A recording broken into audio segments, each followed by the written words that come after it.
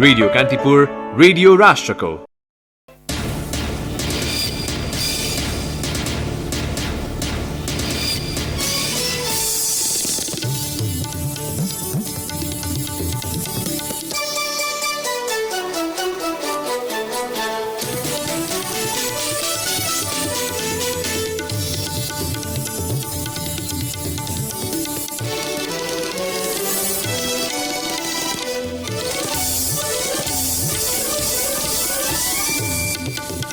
नेपालमा समेत कोरोना भाइरसको संक्रमण भेटियो। चीनमा अध्ययनपछि फर्किएका एक विद्यार्थीमा संक्रमण पुष्टि भएको सरकारको भनाई। नेपाली कांग्रेसको आन्तरिक विवाद समाधान नजिक, केन्द्रीय अधिवेशनको मिति यथावत राख्दै अन्य तहका अधिवेशनको कार्यतालिका संशोधन गर्न शीर्ष नेताहरू सहमत। केन्द्रीय समिति बैठक सोमबार बस्ने। नेकपा स्थायी समिति सदस्य सापकोटालाई सभामुख नबनाउन माग गर्दै सर्वोच्च अदालतमा रिट दायर। सापकोटालाई सभामुखमा निर्वाचित गरिए संविधान र विद्यमान कानूनको गम्भीर उल्लङ्घन हुने निवेदकको दावी। अमेरिकी सेनाले तत्काल आफ्नो मुलुक छोड्नुपर्ने माग गर्दै इराकको राजधानी बगदादमा बृहत प्रदर्शन। र 5औं संस्करणको आरबीबीएनभीए क्लब च्याम्पियनशिप भलिबलको उपाधि पुरुषतर्फ हेल्प नेपाल र महिलातर्फ एफीएफलाई ए डिभिजन लिग फुटबलमा मनाङ मर्स्याङदीको अपराजित यात्रा कायमै। नमस्कार, कानपुर डायरीका साथमा साथी सुरज र म प्रतीक्षा। सुरु गरौं मुख्य प्रसंगबाट। चीनमा महामारीका रूपमा फैलिएको कोरोना भाइरसको संक्रमण नेपालमा पनि फेला परेको छ। चीनको वुहानबाट छुट्टीमा घर आएका नेपाली विद्यार्थीमा कोरोना भाइरसको संक्रमण पुष्टि भएको स्वास्थ्य मन्त्रालयले जनाएको छ। चीनमा निमोनिया उत्पन्न गर्ने नयाँ भाइरस देखा परेपछि त्यहाँबाट बिरामी अवस्थामा आएका उनको शुक्रराज ट्रपिकल तथा सर्वारोग अस्पतालमा उपचार गरिएको थियो। सो संक्रमणको आशंका गर्दै अस्पतालले बिरामीको रगत र रियालको नमुना विशेष परीक्षणका लागि हङकङ पठाएको थियो। परीक्षणपछि संक्रमण पुष्टि भएको स्वास्थ्य मन्त्रालयले आज पत्रकार सम्मेलन गरी जानकारी दिएको हो। अन्य बिरामी भन्दा अलग राखेर उनको डेङ्गु, स्क्रब टाइफस, इन्फ्लुएन्जा लगायतका सबै जाँच गरिएको थियो। नेपालमा परीक्षण गर्ने उपकरण नभएकाले उनको नमुना विदेश पठाएको थियो। अहिले उनको विशेष निगरानीमा उपचार भइरहेको अस्पतालले जनाएको छ। नेपाली कांग्रेसको आन्तरिक विवाद समाधान उन्मुख भएको छ। सभापति शेरबहादुर देउवाले गत पुस 11 गतेको केन्द्रीय समिति बैठकबाट बहुमतका आधारमा निर्णय गराएपछि उत्पन्न विवाद 1 महिनापछि समाधान नजिक पुगेको हो। पछिल्ला केही दिन शीर्ष नेतृत्वबीच भएको बाक्लो छलफलले संस्थापन र इतर पक्षलाई नजिक ल्याएको छ। पुस 11 गतेको बैठकबाट पार्टीको 14औं महाधिवेशनको कार्यतालिका, विधानको दफा निलम्बन, विभाग थप, भ्रातृ संस्थाका कार्यसमितिको पदावधि थप गरी 6 महिनाभित्र अधिवेशन गराउने निर्णय गरेको थियो। शीर्ष नेताबीच भएको छलफल सो निर्णय सच्याउने सहमति गरेको हो। काठमाडौँको बुढानीलकण्ठ स्थित सभापति देउवा निवासमा आज झण्डै 6 घण्टा बसेको शीर्ष नेताको बैठकले 14औं महाधिवेशनको मिति यथावत राखी तल्ला तहमा महाधिवेशनको कार्यतालिका भने परिवर्तन गर्ने सहमति गरेको छ। प्रवक्ता विश्वप्रकाश शर्माले आज जुटेका सहमतिलाई आगामी सोमबार बस्ने केन्द्रीय समिति बैठकमा प्रस्तुत गर्ने सहमति भएको बताउनुभयो। यस्तै बैठकले क्रियाशील सदस्यता छानबिन समिति बनाउने, नेविसंघको महाधिवेशन आयोजक समिति गठन गर्ने लगायत सहमति पनि जुटाएको छ। क्रियाशील सदस्यता छानबिन गर्न समिति बनाउन पनि सभापति शेरबहादुर देउवा तयार भएपछि विवाद टुङ्गिएको हो। बैठकले 11औं महाधिवेशनबाट निर्वाचित अध्यक्ष नयन सिंह महरले राजीनामा दिएको दिनसम्म 32 वर्ष उमेर ननागेकाले नेविसंघको 12औं महाधिवेशनमा उम्मेद्वार बन्न पाउने, महाधिवेशन आयोजक समितिमा बसेकाहरू महाधिवेशनमा उम्मेद्वार बन्न नपाउने गरी सहमति जुटाएको छ। संस्थापन पक्षले बहुमतका आधारमा निर्णय गरेको भन्दै इतर पक्षले गत मङ्सिर 26 गतेदेखि नै कार्यसमिति बैठक बहिष्कार गर्दै आएको थियो। इतर पक्षको बहिष्कारका बीच पुस 11 गतेको केन्द्रीय समिति बैठकले 14औं महाधिवेशनको कार्यतालिका सार्वजनिक गरेको थियो। संस्थापन र इतर पक्षबीच आज भएको सहमतिलाई आगामी सोमबार दिउँसो 1 बजे बस्ने केन्द्रीय समिति बैठकको एजेन्डा बनाएको कांग्रेसले जनाएको छ। अग्नि सापकोटालाई प्रतिनिधि सभाको सभामुख बनाउन नहुने मागसहित सर्वोच्च अदालतमा रिट परेको छ। हत्या घटनाका आरोपितलाई सभामुख बनाउने प्रक्रिया समेत तत्काल रोक्न माग गर्दै कानून व्यवसायी दिनेश त्रिपाठीले आज सर्वोच्चमा रिट दायर गर्नुभएको हो। यस्तै सापकोटालाई तत्काल पक्राउ गर्नुपर्ने माग रिटकर्ताको छ। सशस्त्र द्वन्द्वको समयमा काभ्रेका अर्जुन लामाको हत्यामा तत्कालीन माओवादीका नेता सापकोटाको संलग्नता रहेको अभियोग छ। सो मुद्दा अहिले सर्वोच्चको संवैधानिक इजलासमा विचाराधीन छ।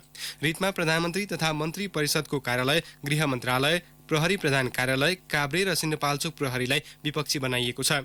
यही अवस्थामा सापकोटालाई सभामुखमा निर्वाचित गरिए संविधान र विद्यमान कानूनको गम्भीर उल्लङ्घन हुने, पीडितको न्याय प्राप्तिको अधिकार कुण्ठित हुने तथा प्रतिनिधि सभा नै अमर्यादित हुने भन्दै कानून व्यवसायी त्रिपाठीले सर्वोच्चसँग अन्तरिम आदेशको माग गर्नुभएको छ। सभामुखको घोषणा हुने दिन आगामी आइतबार नै रिटको पेशी तोकिएको छ। सापकोटा सभामुखका एक्ला उम्मेद्वार भएकाले सर्वोच्चले अन्तरिम आदेश जारी नगरे उहाँ नै सभामुख निर्वाचित हुनुहुनेछ। सत्तारूढ नेकपाका अध्यक्ष पुष्पकमल दाहालले मिलेनियम च्यालेन्ज कर्पोरेसन राष्ट्रिय हित अनुकूल हुने गरी सम्झौता गरेर अघि बढाइने बताउनु भएको छ। पूर्वी नवलपरासीको देवचुली नगरपालिकामा कार्यकर्ता प्रशिक्षण कार्यक्रममा अध्यक्ष दाहालले व्यापक छलफल गरी राष्ट्रिय हितलाई केन्द्रमा राखेर मात्रै आवश्यक निर्णयमा पुग्ने बताउनुभयो। अस्ति हामी स्थायी समितिको बैठकमा एमसिसीको बारेमा पर्याप्त छलफल गर्यौं र हामीले के भनेका छौं भने यो एमसिसीको मुद्दा राष्ट्रिय हित अनुकूल हुने गरी जरुरी पर्दा अमेरिकासँग पुनः संवाद गरेर सम्भव हुनेसम्म परिमार्जन गरेर कार्यान्वयन गर्नु उचित हुन्छ भन्ने स्पिरिटमा हामीले निर्णय गरेका छौं। हामी सचिवालयमा यो विषयमा छलफल गरेर राष्ट्रहितलाई सर्वोपरि राखेर मात्रै हामी अगाडि बढाउँछौं। अमेरिकाले एमसिसीका बारेमा राखेका धारणाहरू पनि बुझ्ने कार्य भइरहेको अध्यक्ष दाहालको भनाइ थियो। पार्टी एकीकरणका मूलभूत काम सकिएको जानकारी दिँदै उहाँले बाँकी काम पनि चाँडै टुङ्गो लगाउने बताउनुभयो।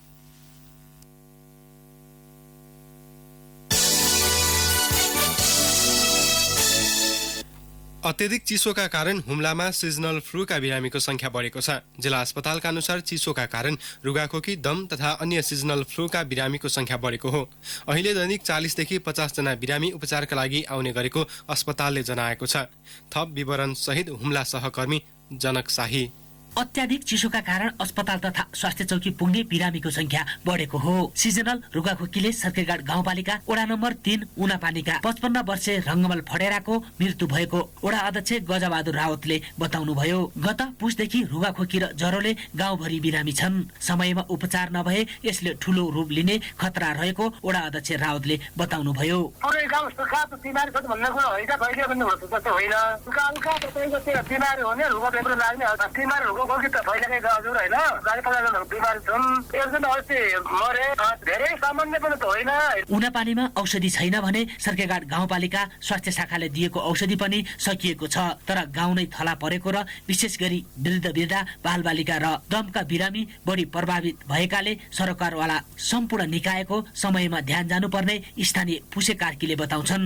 रुगा खोकी अहिले 40-50 जना बिमारी छन्। राज्यले के व्यवस्था गर्न सके त अहिलेसम्म? औषधि कहीँ छैन, उपचार गर्ने मान्छे पनि छैन यहाँ हाम्रो वडामा। उपचार गर्ने मान्छे हुनु परेन, उपचार गर्ने मान्छे कसरी यहाँ? उपचार के हाम्रो हलो भन्नेले गर्ने, यो गाउँको कुनैले गर्ने? उपचारका लागि गाउँमा एकजना अनमी भए पनि औषधि छैन। वर्षेनी औषधि खरिदका लागि रकम विनियोजित गरिन्छ तर औषधि आउँदैन। उनापानीका स्थानीय अकिल कार्की। सरकार गाउँपालिका वडा नम्बर 3 उनापानीमा विगत 12-13 दिनदेखि फैलिएको यो रुगा खोकीले गर्दाखेरि गाउँवासीहरू एकदम ग्रसित छन्। वडापालिकाले गाउँपालिकाले अनि रकम छुट्याएर औषधि खरिद गर्ने भनेको त्यो पैसा मात्रै गयो, त्यसको औषधि अहिलेसम्म सम्बन्धित ठाउँमा आइपुगेको छैन। गत वर्ष वडाले 6 लाख रुपियाँ छुट्याएको, गाउँपालिकाले 3 लाख रुपियाँ छुट्याएको। तर गाउँपालिकाले 3 लाखको औषधि थोरै मात्रामा दिएको र वडाले पैसा मात्रै छुट्याएको, औषधि खरिद नगरेको। अनि वडाले चाहिँ लगेको तर औषधि नल्याएको। औषधि भन्ने कुरा त्यहाँ छैन। गाउँवासीलाई प्रष्टै थाहा छ। सिजनल रुगाखोकी फैलिएको खबर आउने बित्तिकै गाउँपालिकाले उपलब्ध औषधि पठाइसकेको दावी गरेको छ। उनापानी गाउँमा स्वास्थ्य संस्था नहुँदा यो समस्या आएको सर्केगाड गाउँपालिका स्वास्थ्य शाखा संयोजक सन्तोष धामीले बताउनुभयो। भर्खरै औषधमा सकिएछ, औषधि सकिए भन्ने कुरा गरे। सामान्य रुगाखोकी हो, त्यस्तो छैन भनेर म आज वडा अध्यक्ष र अनमीसँग कुरा गरेको थिएँ मैले। अब बिरामी त छन् तर पुरै गाउँ नै पुरै बिरामी भन्ने छैन। रुगाखोकीको चाहिँ बिरामी अलिक बढी नै छन्। उनापानी स्वास्थ्य संस्था नभएको वडा हो। आधारभूत स्वास्थ्य केन्द्र बन्दैछ अनि हामीले औषधि दिए पनि अनमीले औषधि चलाउन नसक्ने भयो। जिल्ला अस्पतालका अनुसार चिसोका कारण रुगाखोकी, दम तथा अन्य सिजनल फ्लूका बिरामीको संख्या बढेको हो।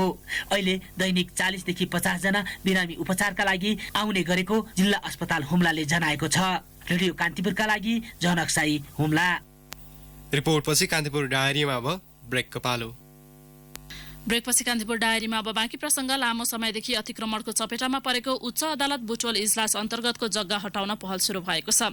आज बसेको उच्च अदालत न्याय क्षेत्र समन्वय समितिको बैठकले बुटवलको वडा नम्बर 4 मा रहेको 2 बिघा 5 कट्ठा 14 धुर जग्गामा भएको अतिक्रमण तत्काल हटाउने निर्णय गरेको हो।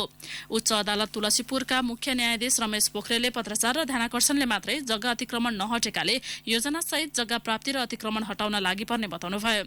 स्थानीय तह समेतको सहयोगमा जिल्ला प्रशासन कार्यालय मार्फत सरकारबाट जग्गाको भोगाधिकारबाट स्वामित्व लिने र अतिक्रमण हटाउने प्रक्रिया तत्काल अगाडि बढाइने उहाँले जानकारी दिनुभयो। जाजरकोटको जुने चाँदै गाउँपालिकाका अध्यक्ष कृष्ण बहादुर केसी 8 लाख रुपैयाँ घुससहित सुर्खेतबाट पक्राउ परेका छन्।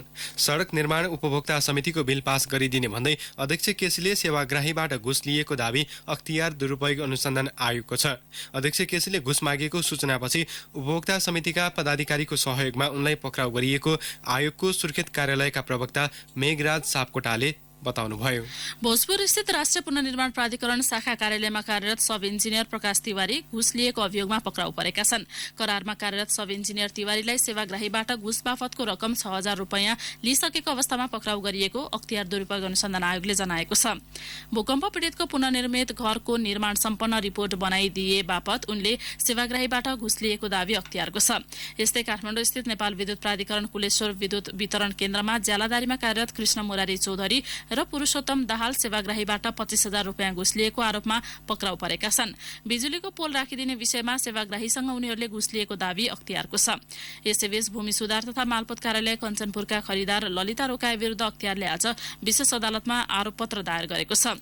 जग्गा पास गरिदिने प्रयोजनका लागि सेवाग्राहीबाट 1,50,000 रुपैयाँ घुस लिइसकेको अवस्थामा रोकाएलाई अख्तियारको टोलीले केही समय अघि नियन्त्रणमा लिएको थियो।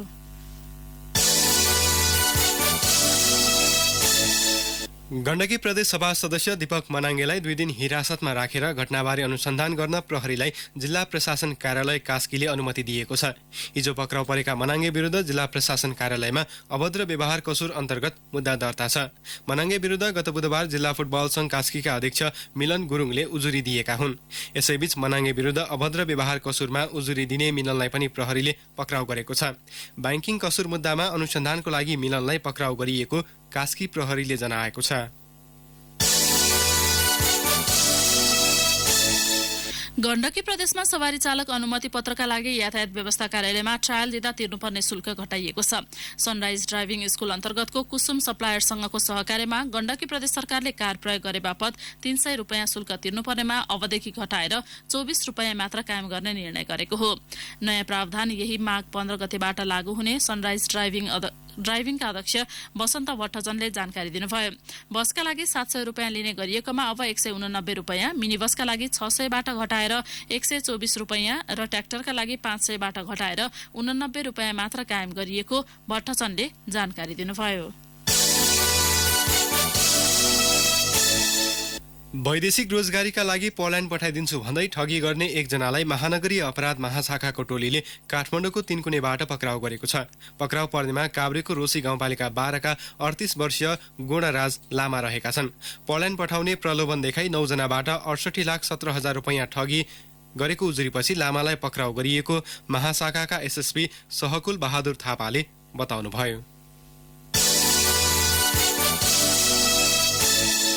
महानगरीय ट्राफिक प्रहरी महाशाखा रामशाहपतले ट्राफिक प्रहरीको काम कारबाहीलाई मूल्याङ्कन गर्न कार्य सम्पादन करार सम्झौता गर्ने भएको छ। ट्राफिक प्रहरीले गर्ने दैनिक काम कारबाही तथा गतिविधिलाई 4 खण्डमा विभाजन गरेर 400 पूर्णाङ्कको 50 प्रश्न तयार गरी मूल्याङ्कनको आधार बनाइएको छ।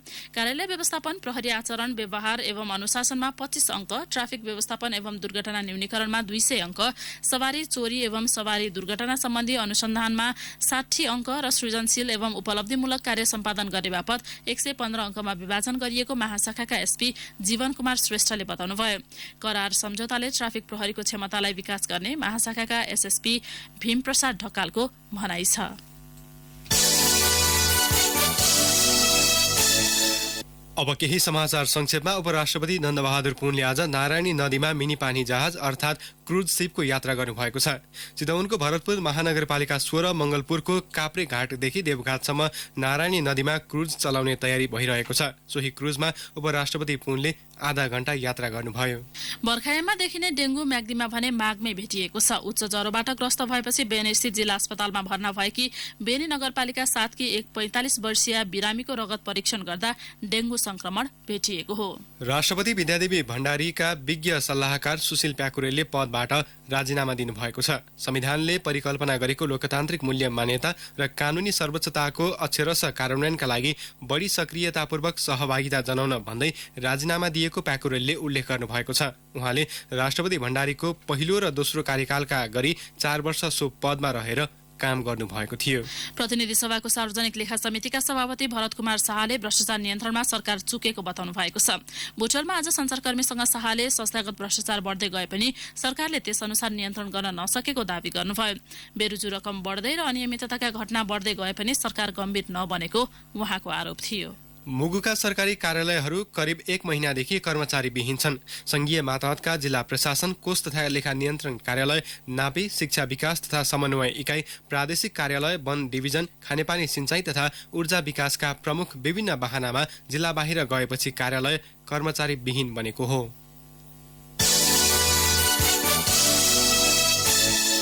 कान्तिपुर डायरीमा अब पर्वत डायरीको पालो। पर्वत डायरीबाट अगन्दर तिवारीको नमस्कार। स्थानीय उत्पादनको बजार प्रवर्धन र नेपाल भ्रमण वर्षलाई लक्षित गरी पर्वतको कुस्मा बजारमा बिहिबारदेखि 6औं पर्वत महोत्सव सुरु भएको छ। उद्योग वाणिज्य संघ पर्वतको आयोजनामा सुरु भएको महोत्सव माघ 19 गतेसम्म चल्नेछ। नेपालकै अग्लो कुस्मा ग्यादी झोलुङ्गे पुलको मुखमा रहेको बडगाउँ चौरमा घरेलु कृषि उपज, औद्योगिक उत्पादन, स्थानीय परिकारका 200 वटा स्टल रहेका छन्। महोत्सवमा 5 लाख दर्शक भित्राउने र 5 करोड रुपियाँ बराबरको कारोबार हुने अपेक्षा आयोजकको छ।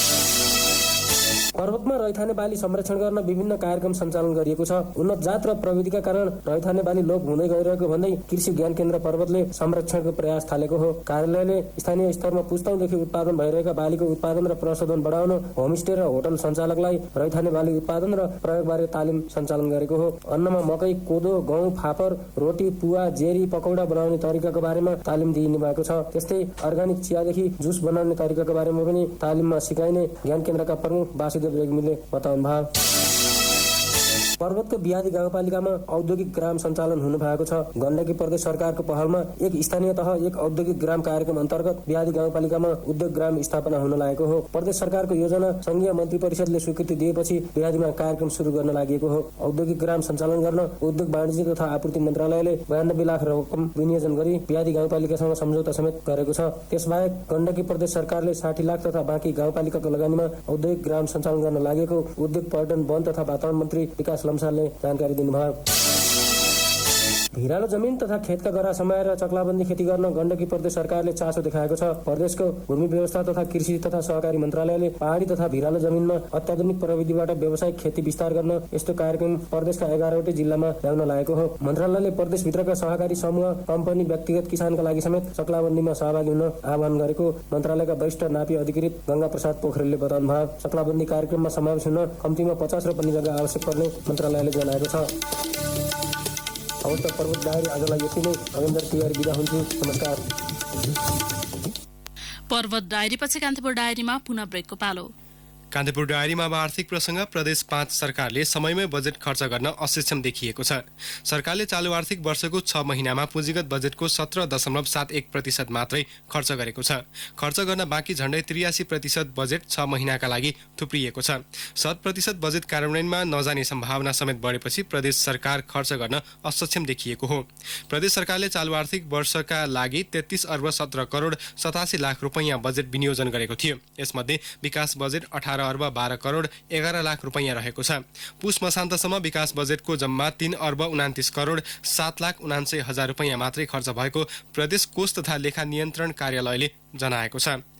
100% हिसाबले 17.17 हो। यो अघिल्लो वर्षको तुलनामा भने 6 गुणा बढी हो। गत आर्थिक वर्षको 6 महिनामा प्रदेश सरकारले विकास बजेटको जम्मा 3.95% मात्रै खर्च गरेको थियो। प्रदेशका लोक कोष तथा लेखा दीपक गेवालीले सरकारका संयन्त्र बढेकाले गत वर्षको तुलनामा यस वर्ष बजेट उपयोगी केही बढेको बताउनुभयो। हेल्दी हुनु छ सपना हेल्दी चाहिन्छ जसलाई live good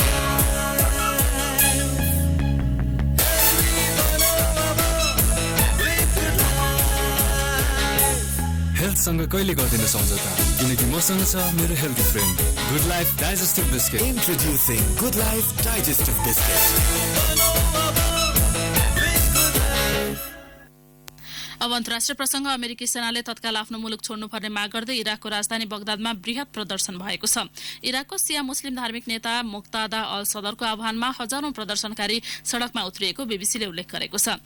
इरानको समर्थन प्राप्त लडाकु समूह पनि प्रदर्शनमा उत्रिएको छ। अमेरिकाले बगदाद विमानस्थल नजिक मिसाइल आक्रमण गरी इरानका उच्च सैन्य कमाण्डर कसिम सुलेमानीको गत जनवरी 3 मा हत्या गरेपछि तनाव बढ्दो छ। सो क्रममा इरानको कतैब हेजबुल्लाह लडाकु समूहका कमाण्डर अबु मेहदी अल मुहान्दिज पनि मारिएका थिए। त्यसको विरोध गर्दै प्रदर्शनकारीले इराकमा अमेरिकी सैनिकको उपस्थिति विरुद्ध नाराबाजी गरेका छन्। इस्लामिक अतिवादी संगठन आईएस विरुद्धको अन्तर्राष्ट्रिय गठबन्धन अन्तर्गत करिब 5000 अमेरिकी सैनिक इराकमा तैनात छन्।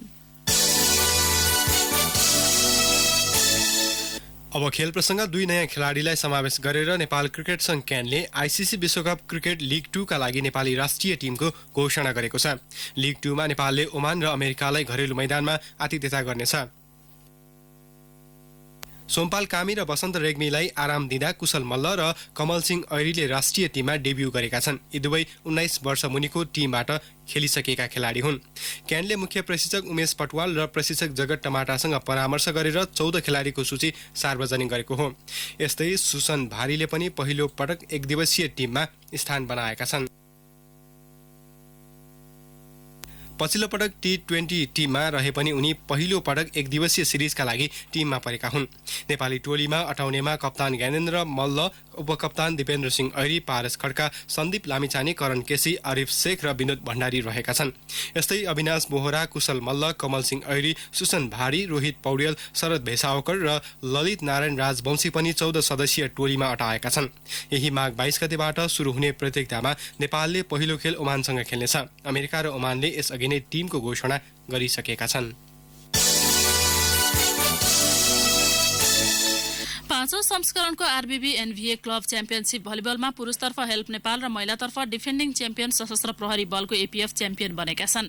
काठमाडौँको त्रिपुरेश्वर स्थित राखेप कबड हलमा भएको पुरुषतर्फको फाइनलमा हेल्प नेपाल स्पोर्ट्स क्लबले सशस्त्र प्रहरीको एपीएफ क्लबलाई 25-17, 25-14 र 21-25 ले पराजित गर्यो। यस्तै महिलातर्फको उपाधि भने सशस्त्र प्रहरीको एपीएफ क्लबले जितेको छ। फाइनलमा न्यू डायमण्ड स्पोर्ट्स क्लबलाई 3-1 को सेटमा पराजित गर्दै एपीएफले उपाधि उचालेको हो। पहिलो र दोस्रो सेट 25-23 र 25-11 ले आफ्नो पक्षमा पारेको एपीएफले तेस्रो सेट भने 23-25 ले न्यू डायमण्डलाई सुम्पिएको थियो। चौथो सेटमा 25-18 ले बाजी मार्दै एपीएफले 2 लाख रुपैयाँ हात पार्यो।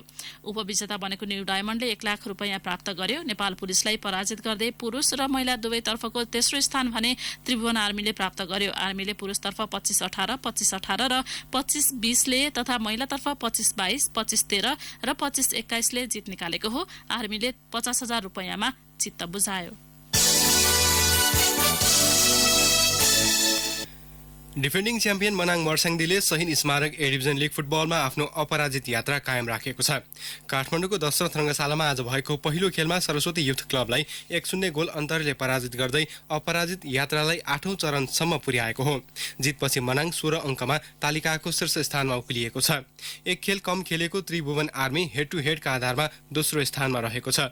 8औं चरणमा पनि सरस्वती भने जितविहीन छ। एकमात्र अङ्कमा सरस्वती पुछारमा छ। मनाङको जितमा दोस्रो हाफको पहिलो मिनेटमा नै विमल राणाले गरेको एकमात्र गोल निर्णायक बन्यो। आज भएको दोस्रो खेलमा च्यासल युथ क्लबले ब्रिगेड बोइज क्लबलाई 1-0 ले पराजित गर्यो। खेलको अन्तिम मिनेटमा सम्हालिन नसक्दा ब्रिगेड हार बेहोर्न बाध्य भएको हो। दोस्रो हाफको इन्जुरी समयमा च्यासलका लागि क्याप्टेन सन्तोष साहु खलले निर्णायक गोल गरेका थिए।